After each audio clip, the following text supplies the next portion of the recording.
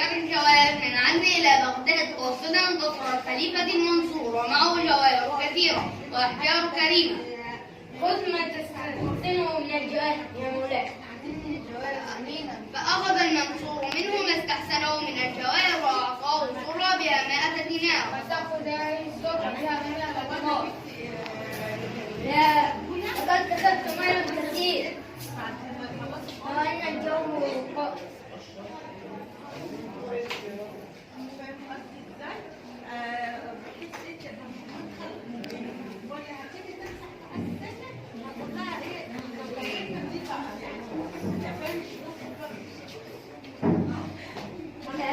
ما أجمل ما أدري.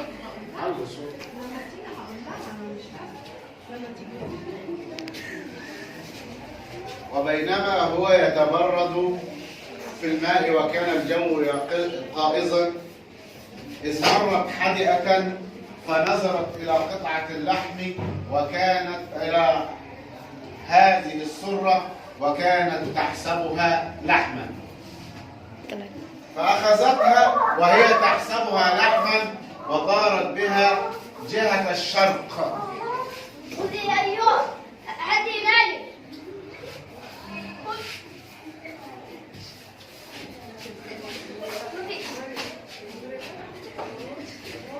وطار التاجر لفقدان ماله وجلس يندب حظه في السوق. وقد ضاع مالي.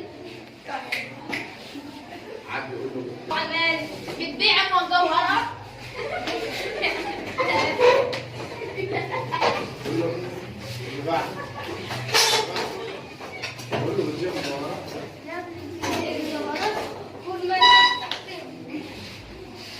فلما بلغ خبره إلى المنصور أرسل إليه وذهب عنده.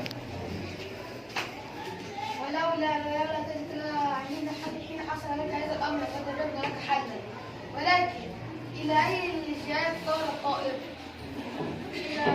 إلى الجبل الذي يلي قصرك يا مولاي. أيها الشرطي. تمام يا فندم. فقد أحوال أهل هذه الناحية. ولم يمضي وقت طويل حتى عاد الشرطي برجل الناس. لقد تفقدت أحوال المدينة يا فندم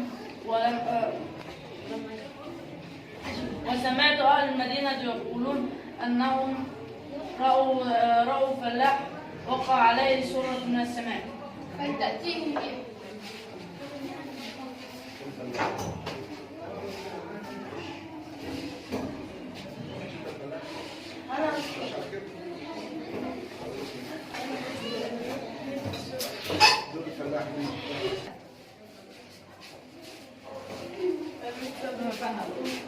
أين المال الذي نزل عليك من السماء؟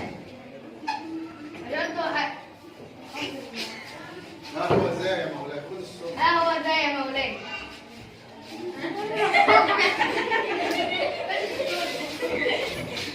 ها هو ذا يا مولاي. احكي لي ما قد حدث. إنما كنت أعمل تحت نخلة في الزرع إذ بسرة سقطت علي من السماء، فأخذتها وراقني منظرها وقلت أن هذا الطائر قد اختلسها من مكان بعيد وهرب، فاحتفظت بها حتى أعرف صاحبها، وأخذت أقول وأردد بين الناس فلم أجد لها صاحبا. لقد علمنا ما قلته بين الناس ولك منا مكافأة، فلتأخذ أيها التاجر مالك وهذه مكافأة مني لك. واو واو واو. تعجب الناس عند سماع الحكاية من ذكاء المنصور وحيلته.